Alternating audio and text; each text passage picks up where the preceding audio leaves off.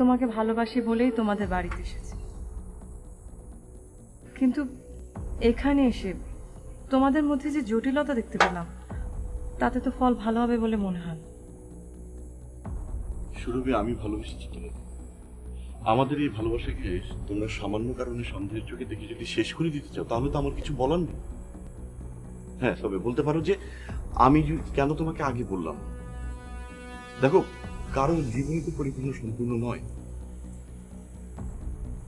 প্রত্যেকটা মানুষের জীবনে দুঃখ কষ্ট বেদনা থাকে। তোমাদের ফ্যামিলিতে খোঁজ নাও, দেখবে এমন কিছু পাওয়া গেছে যাতে আমাদের মনেও সন্দেহের সৃষ্টি হতে পারে। দেখো, ভালোবাসা হয় দুটো জীবনে, ওই জীবন দুটি কিন্তু আসো। পারিপার্শ্বিকতাকে এত বড় করে দেখার তো কিছু নেই। যেমন দেখছেন তোমার বাবা। তুহিন, আমি মেয়ে, আমার বাবাকে কনভিন্স করেই কিন্তু আমাকে তোমার পেতে হবে। কিন্তু ভালোবাসা তো সে কথা বলে না।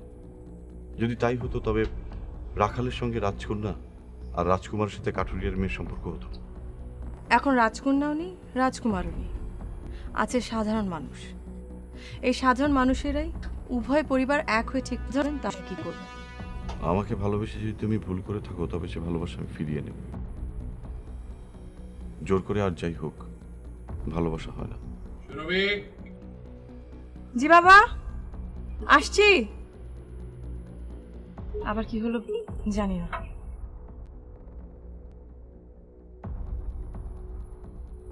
খাওয়া দাওয়ার পরে আমি একটু ঘুমাবো। ঘুম থেকে উঠে আমরা এখান থেকে চলে যাব। আমার খাওয়ার কোনো ইচ্ছে নেই, কিন্তু আমি যদি না খেয়ে যাই গৃহস্থের অকল্যাণ হবে, সেই জন্য আমি খেয়ে যাব।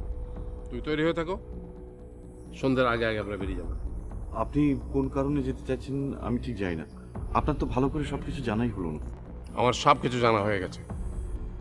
বিআই সাহেব, আপনি থাকায় আমি নতুন প্রাণ ফিরে পেয়েছি।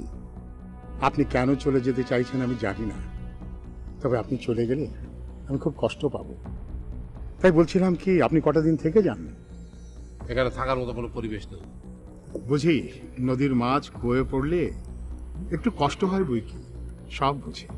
ঠিক আছে, মন না চাইলে থাকবেন না, কিন্তু যে জন্যে আসা, ওদের বিয়ের ব্যাপারে তো কোনো কথাই হলো না। আমি দিবানিদ্রা থেকে উঠে তারপরে বলবো, আর একটু শিওর হয়নি।